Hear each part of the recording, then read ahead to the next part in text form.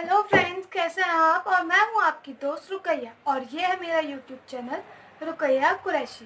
तो आज हम पढ़ रहे हैं नया लेसन जिसका नाम है एटॉमिक स्ट्रक्चर, यानी परमाणु की संरचना और उसका स्ट्रक्चर कैसा होता है।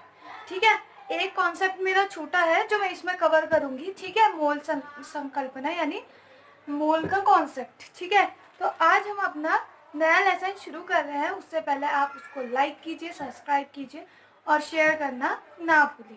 चलो तो स्टार्ट करते हैं। ठीक है, अब हम इसमें क्या होते हैं, तीन थ्योरियां हैं जो बहुत इंपॉर्टेंट है, वो पढ़ेंगे।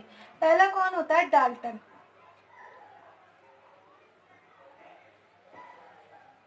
ठीक है, डाल्टन का परमाणु का सिद्धांत। ठीक है, अभी मैं इसको लिख रही हूं, का सिद्धांत।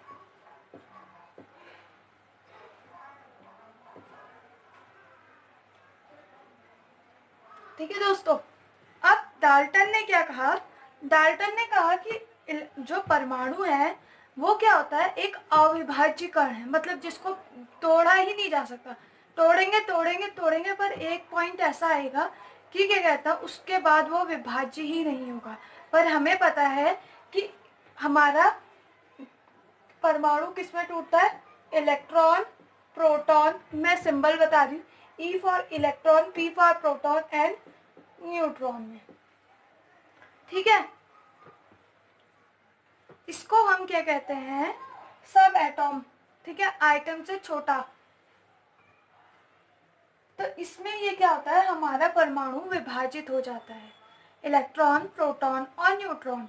अब बात इलेक्ट्रॉन प्रोटॉन की आई है तो हम शुरू करते हैं। इलेक्ट्रॉन का खोज करता, मतलब किसने इसकी खोज की, प्रोटॉन की किसने की और न्यूट्रॉन की किसने की। ठीक है, तो इलेक्ट्रॉन की पता है हमें किसने की,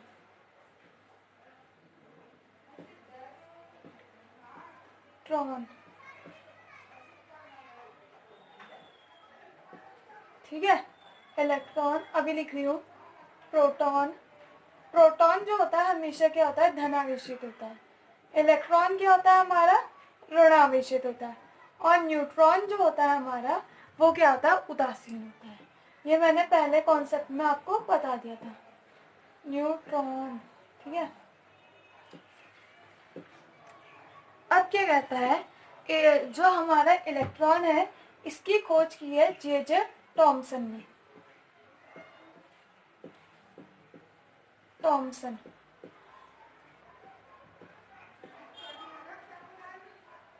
ठीक है, और दूसरे जो प्रोटॉन है उसकी हमने की है गोल्डस्टीन।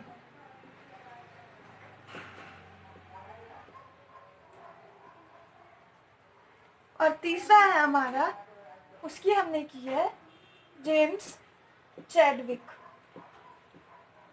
इसके लिए एक बहुत ज़्यादा फेमस है, ईट पर नाच।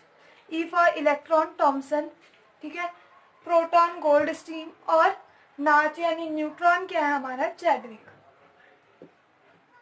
चैडविक। सॉरी दोस्तों, थोड़ी लिखने में प्रॉब्लम है। ठीक है, तो हमारा ये हो गया इलेक्ट्रॉन की जे जे टॉमसन, प्रोटॉन की गोल्डस्टीन और न्यूट्रॉन की चैडविक। अब हम इसमें आवेश की बात कर लेते हैं। इलेक्ट्रॉन हमारा क्या होता है, हमेशा पॉजिटिव आवेश। ठीक है, न्यूट्रॉन एक पॉजिटिव आवेश, न्यूट्रॉन एक नेगेटिव आवेश। ठीक है, और ये जो होता है शून्य, यानी ये क्या होता है हमारा, न्यूट्रल। ना ये पॉजिटिव होता है ना ये नेगेटिव होता है। इसको मैं कह देती हूँ NUTRAL, न्यूट्रल। ठीक है, ये हमारा क्या होता है, न्यूट्रल होता है। अब हम इसके मास यानी द्रव्यमान को कैप्चर कर देते हैं। मास मतलब हमारा होता है वेट, कि इनका वेट क्या क्या होता है। ठीक है, तो हमें पता है हमारे इलेक्ट्रॉन और प्रोटॉन का वेट जो होता है वो एक होता है। हमारा प्रोटॉन और न्यूट्रॉन का वेट जो होता है, प्रोटॉन और न्यूट्रॉन का मैं n बना देती हूँ। ठीक है, न्यूट्रॉन का वेट जो होता है हमारा एक होता है। और जबकि हमारा इलेक्ट्रॉन जो होता है बहुत हल्का होता है। हल्का होने के कारण ही ये कक्षाओं में चक्कर लगा सकता है। तो जितना वेट प्रोटॉन का होगा उसका 1/4 ठीक है। 2000, एक का 2000वां भाग का जो वेट होगा वो हमारा इलेक्ट्रॉन का होगा। आप समझ सकते हैं हमारा प्रोटॉन कितना छोटा होता है। उसके भी 2000, उसके एक अणु के 2000 बट्टा 2000 के बराबर जो वेट होता है वो किसका होता है? हमारा इलेक्ट्रॉन का। ठीक है, इतना समझ में आया? अब हमारा मैंने क्या पढ़ाया, हम डाल्टन के उसमें सिद्धांत में था, अभी हम सिद्धांत पढ़ेंगे। डाल्टन के सिद्धांत में था कि इलेक्ट्रॉन, प्रोटॉन और न्यूट्रॉन में वो विभाज्य ही नहीं होता है। ठीक है, क्योंकि परमाणु टूटता रहेगा पर वो हमेशा क्या है? एक अविभाज्य कण है।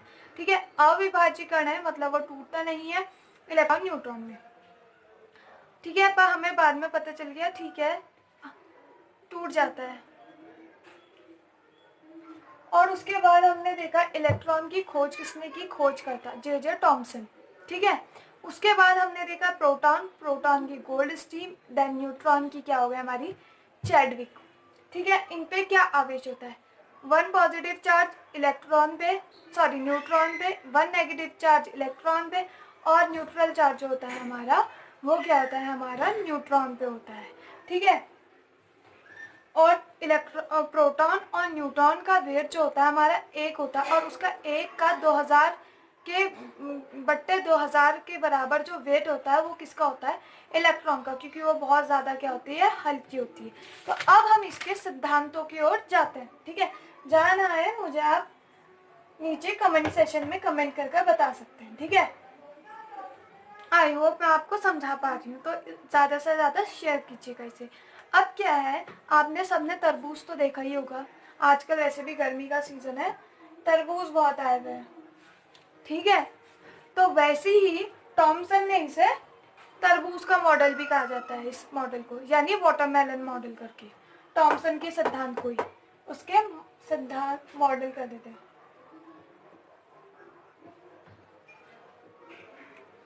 ठीक है, मॉडल, टॉमसन का मॉडल।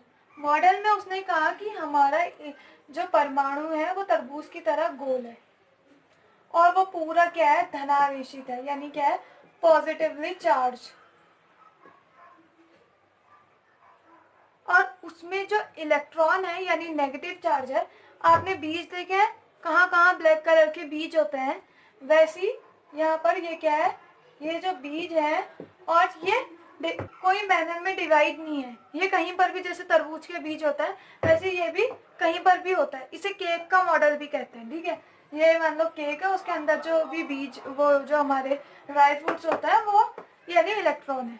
तो वैसे ये हमारा तरबूज है जिसको हमने कहा परमाणु। परमाणु का ये वाला भाग जो है ये पूरा का उन्हें पॉजिटिव भाग, और जिसमें ये गोल गोल दिख रहा है ये कहा इसने नेगेटिव भाग। नेगेटिव यानी वो क्या है? इलेक्ट्रॉन। अब इसने कहा पॉजिटिव और नेगेटिव जो होते हैं बराबर होते हैं। ठीक है, उन्होंने कहा इलेक्ट्रॉन के बराबर ही प्रोटॉन। हमें पता है इलेक्ट्रॉन नेगेटिव होता है, प्रोटॉन पॉजिटिव होता है। इलेक्ट्रॉन पॉजिटिव और नेगेटिव मिलते हैं तो वो क्या कर देता है? परमाणु को कैंसिल कर देते हैं। ठीक है, और आइटम देखो, आइटम का यही अस्तित्व रह जाता है। तो इसका मॉडल यहीं तक का सीमित था कि वाटरमेलन जैसा मॉडल है, और जिसमें क्या कहा कि वाटरमेलन है जिसके जो उसमें पॉजिटिव भाग है वो क्या कहता है? पूरा वाटरमेलन है, उसके अंदर के जो बीज है वो नेगेटिवली चार्ज है। पॉजिटिव और नेगेटिव जब मिलते हैं तो एक दूसरे को कैंसिल कर दे रहे, तो आइटम का कोई अस्तित्व नहीं है। ये इसके मॉडल ने बताया। तो इसमें बहुत ज़्यादा कमियां हमें ऐसी दिख रही हैं। तो अब जब कमियां लोगों को लगती है तो दूसरा मॉडल आता है, यानी लोग उसमें और रिसर्च करते हैं। ठीक है, अब रिसर्च करते हैं तो वैसे ही एक और वैज्ञानिक आए, रदरफोर्ड। इनका मॉडल काफ़ी हद तक सही था और इम्पोर्टेंट भी है।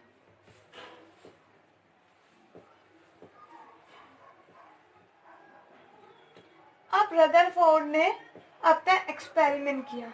इनका एक्सपेरिमेंट काफ़ी ज़्यादा इम्पोर्टेंट है, मैं आपको बता देती हूँ। इन्होंने क्या किया, लिए एक पतली सी पन्नी, और ये क्या है? एक सोने की पन्नी।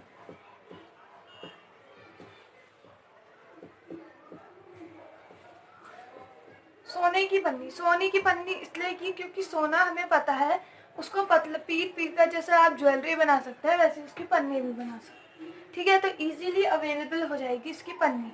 तो उसने क्या किया, सोने की पन्नी में अल्फा कण की बमबारी कराई। ये कौन से कण है, अल्फा अल्फा कण, ठीक है। अल्फा कण की बमबारी कराई, अभी मैं हटा रही हूँ सोने की पन्नी में। तो उसने क्या देखा कि कुछ अल्फा कणें तो सीधी निकल गई, ठीक है, और कुछ जो है अपने मार्ग से विक्षेपित, मतलब क्या हुई, जो यहाँ आई थोड़ा सा टर्न ऑफ हो गई, इधर को चले गई, कोई इधर को चले गई, यानी हो गई विक्षेपित, ठीक है। और कुछ मतलब 12,000 में से एक समझ लो अपने सीधे मार्ग में मुड़कर 180 के एंगल पे वापस चली गई। हमें पता है 180 का एंगल क्या होता है, सीधा। तो सेम वही टकराई और सीधी चली गई। ये क्या हुई हमारी, विक्षेपित,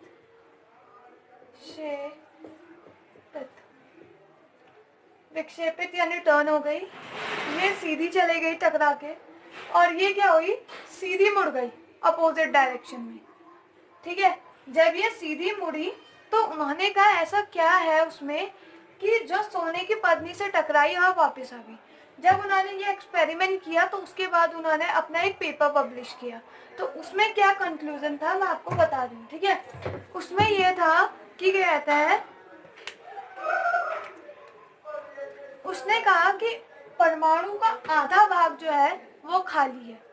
उन्होंने कहा कि ये जो पन्नी है इसमें जो परमाणु है यानी उसके आधा भाग जो है खाली है, जिससे कि जो अल्फा कण टकराए और सीधे निकल गए। जैसे ये पन्नी है और ये टकराए, खाली भाग था तो सीधे निकल गए, सीधे निकल गए अपने मार्ग से, ठीक है। दूसरा पॉइंट ये कहा कुछ जो मुड़े हैं कि, और उन्होंने कहा कि फिर दूसरा देखा जो थोड़े से विक्षेपित हुए हैं उनका मतलब था कि परमाणु में कुछ तो ऐसा है उसके भाग में बीच में या नाभिक है क्या है जो जिसके कारण परमाणु की थोड़े से वो क्या हो गए, विक्षेपित हो गए टकरा के। और कुछ जो एक वापस आया या 100 में से 2 वापस आए, वो अपने मार्ग में 180 में जो वापस आया उसने कहा कि परमाणु के बीच में एक सॉलिड भाग है जिसको उसने कहा नाभिक, जो नाभिक से टकराया और अपनी डायरेक्शन में क्या आ गया और वापस आ गया। और उसने कहा कि परमाणु का आकार की तुलना में नाभिक का आकार बहुत छोटा है, ठीक है। मतलब अगर परमाणु इतना बड़ा है तो नाभिक क्या है, बहुत छोटा है। ये हमारा क्या है, नाभिक यानी न्यूक्लियर केंद्रक, ठीक है। और वो कह रहा है ये परमाणु का जो भाग है ये पूरा क्या है, खाली है, ये खाली है, ठीक है। जहां से टकराया वो ऐसे निकल गए। अब कुछ जो थे वो हल्का सा विक्षेपित हो गए क्योंकि उसने कहा कुछ है सॉलिड भाग, और जो एक टकरा कर जस्ट वापस आ गया तो उसको पता चला कि उसके बीच में क्या है, केंद्रक भी है, ठीक है। तो इससे इन्होंने ऐसा कंक्लूजन निकाला, ठीक है। तो इन्होंने अपने पेपर पब्लिश कर दिया और ये काफी हद तक का इनका सक्सेसफुल भी हुआ। पर इसकी कमियां भी हैं तो हम अभी इसको पढ़ते हैं फिर देन कमियां पढ़ेंगे, ठीक है। फिर इसके बाद आए बोर। बोर का मॉडल बहुत ज़्यादा इम्पोर्टेंट है और बहुत ज़्यादा सही है, अभी तक का तो काफ़ी सही कहा जाता है इसको। अब ये क्या है, बोर का मॉडल। बोर भी एक वैज्ञानिक थे। उन्होंने कहा चलो आप सब रिसर्च कर रहे हैं तो हम भी रिसर्च कर लें, ऐसा वाला हो गया था, ठीक है। एक होता है क्रेज सा आ जाता है, ठीक है। तो उन्होंने भी रिसर्च करनी स्टार्ट कर ली। अब रिसर्च की तो उन्होंने कहा, उन्होंने एक्सपेरिमेंट किए, फिर उसके बाद उन्होंने पेपर पब्लिश किया। पहले पेपर पब्लिश होता था, ठीक है।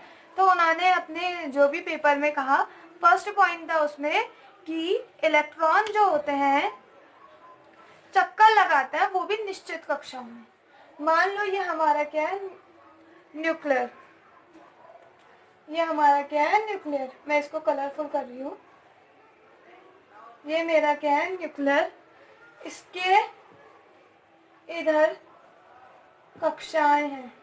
उन्होंने इन कक्षाओं को भी प्रॉपर नाम दिया था, ठीक है, जिनको हम ऊर्जा स्तर भी कहेंगे, ठीक है, पर्टिकुलर मैनर में, ठीक है। ये है के, एल, एम और एन, ठीक है दोस्तों।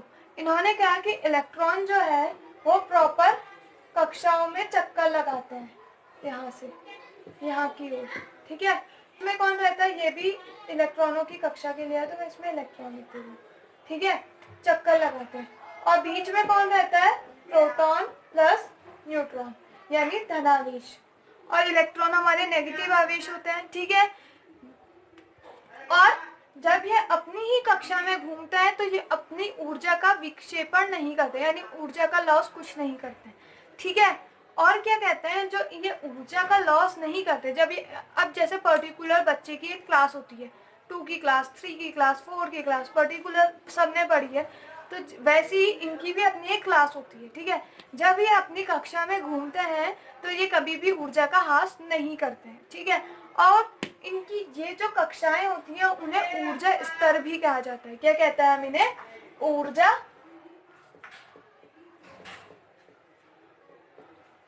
स्तर। और इनका नाम क्या रखा है, के, एल, एम और एन एंड सो ऑन, ठीक है। तो ये इनके नाम है।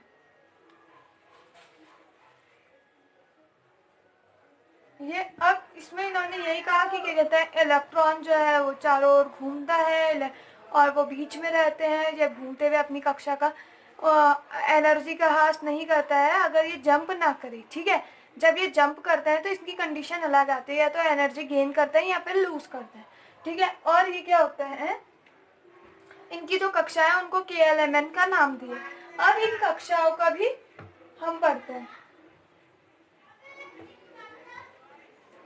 कि कौन सी कक्षा में कितने इलेक्ट्रॉन रहते हैं, ठीक है।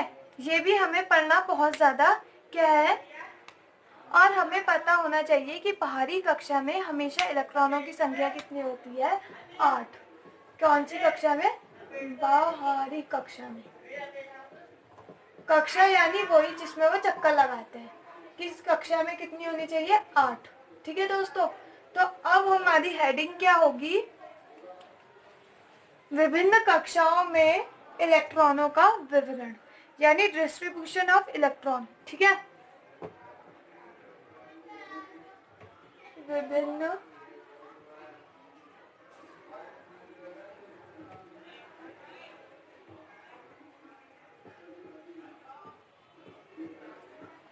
में इलेक्ट्रॉनों का विवरण। इलेक्ट्रॉन को मैं शॉर्ट में तोड़ दे रही हूँ, इलेक्ट्रॉनों का विवरण।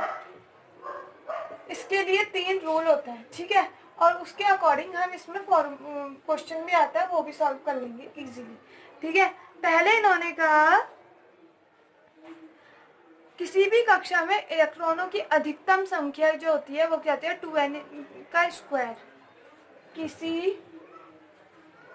भी कक्षा में इलेक्ट्रॉनों की संख्या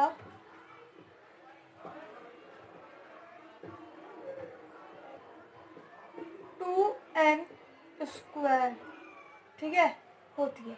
अब मैंने आपको एक चीज बताना भूल गई, देखिए ये हमारा न्यूक्लियर है, ये हमारी कक्षाएं हैं, ठीक है, जिसको हमने क्या नाम दिया था, ऊर्जा स्तर, या KLM और N।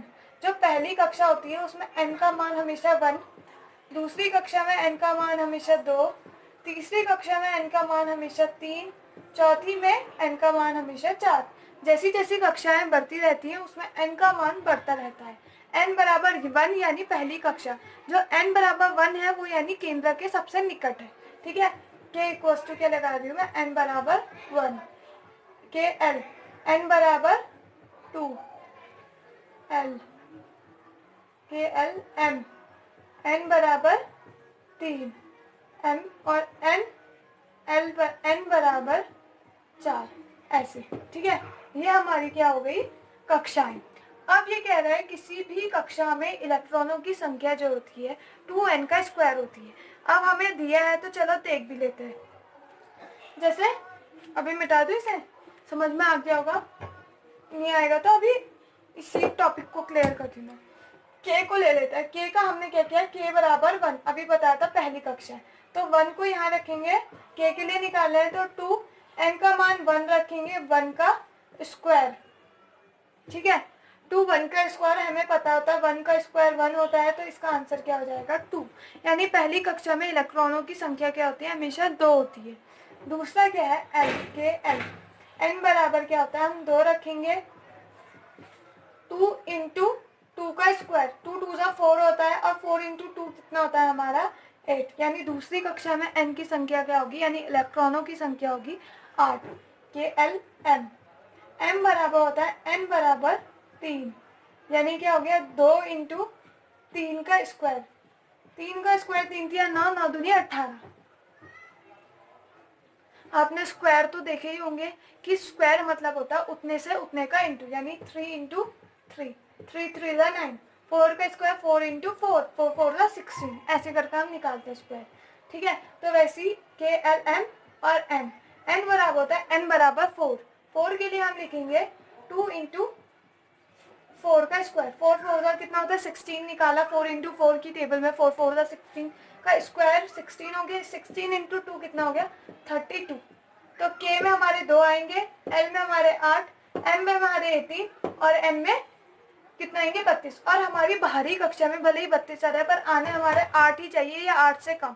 ठीक है, अब हमें दिया है क्लोरीन, तो इसमें हम एक बार देख भी लेते हैं भर के, कैसे भरते हैं सीख भी लेंगे। ठीक है, अब हमारा क्या है क्लोरीन, क्लोरीन का होता है Cl, आपको पता होना चाहिए एटॉमिक संरचना, और उसका क्या होता है परमाणुओं की संख्या कितनी होती है 17 सॉरी, और उसका एटॉमिक मास हमने बताया था 35.5। ठीक है, तो इसकी हो गई 7, तो हम इसमें क्या है 2, पहली कक्षा में क्या जाएंगे 2, यानी के इक्वल टू क्या आ गया 2, एल कितना हो गया हमारा 8। अब बचा के एल एम, एम में कितना बचा है हमारा 7 बचा है, तो 7 आ जाएगा, यानी 2 10 और 10 17, 8 से कम आना चाहिए, 8 से ज्यादा नहीं आते भारी कक्षा में। तो इसमें भर कर देख लेता है, ये हमारा न्यूक्लियर 1 2 और 3, 2 आ रहे हैं तो 2 यानी 2 ये आ गए, फिर 8 1 2 3 4 5 6 7 और 8 इलेक्ट्रॉन हो गए। अब उसके बाद 7 1 2 3 4 5 6 7, तो ऐसे ही हम इसमें क्या करेंगे डिस्ट्रीब्यूशन करेंगे और इलेक्ट्रॉनों का। इतना आपको समझ में आया, आई होप ये मेरा मॉडल आपकी समझ में आया हो। ठीक है, तो अब हमारा जो एक बहुत इम्पोर्टेंट टॉपिक था जो था मोल कॉन्सेप्ट। ठीक है, मोल क्या होता है, मोल जैसे किसी भी परमाणुओं को मापने का पैमाना एक तरह से। ठीक है, तो मैंने बता दिया था एएमयू से भी प्रदर्शित करता है ये वो। तो इसमें क्या होता है, जैसे आप केले कितने लाते हैं दर्जन में लाते हैं, 12 केले यानी 1 दर्जन। ठीक है, किलो में लाते हो, वैसे ही इलेक्ट्रॉनों का पदार्थ की जो इकाई होती है उसके लिए भी हम 1 मोल की संख्या जो होती है मोल कॉन्सेप्ट कह रही हूँ। ठीक है, अच्छे से समझा दूंगी मैं इसे एक बार और, मोल कॉन्सेप्ट। ठीक है, उसमें क्या होती है 1 मोल बराबर कितना होता है हमारा आवोगाद्रो संख्या के बराबर। ठीक है, 6, ठीक है 6.0222 इंटू 10 की पावर 23, सॉरी सही से लिख देती हूँ 23, इसी को हम आवोगाद्रो संख्या कहते हैं। किसी भी पदार्थ में उपस्थित एक परमाणुओं में उसके कितने इलेक्ट्रॉन प्रोटॉन जो भी संख्या है वो किसकी होगी आवोगाद्रो संख्या के बराबर। ठीक है, इसको हम क्या कहते हैं आवोगाद्रो संख्या, ये बहुत ज्यादा इंपॉर्टेंट होती है हमारी मोल संकल्पना में। ठीक है, इसको हिंदी में मैं नीचे लिख रही हूँ आवोगाद्रो संख्या भी कहते हैं। ठीक है, संख्या भी कहते हैं। किसी भी परमाणु में आप क्लोरीन का ले लो, ऑक्सीजन का ले लो, किसी का भी ले लो, जल का ले लो, उसमें क्या होंगे, जितने मॉलिक्यूल होंगे वो किसके बराबर होंगे, एक आवोगाद्रो संख्या के बराबर। ठीक है, यही हमारा मोस्ट इम्पॉर्टेंट टॉपिक होता है, जिसको मैंने सिंपल भाषा में बता दिया कि कोई भी बराबर होगा एक आवोगाद्रो संख्या के बराबर। ठीक है, और उसका मान क्या होता है 6.022 इंटू 10⁻23। ठीक है, अब आप ये इसका सेकंड पार्ट और मैं बना रही हूँ, तो आप इसे क्या करिए, शेयर कीजिए, पढ़िए, ठीक है, और लाइक कीजिए और सब्सक्राइब करना ना भूलें। ठीक है, बाय। और कुछ भी हो तो कमेंट सेशन में कमेंट कीजिए। ठीक है, बाय बाय, टेक केयर।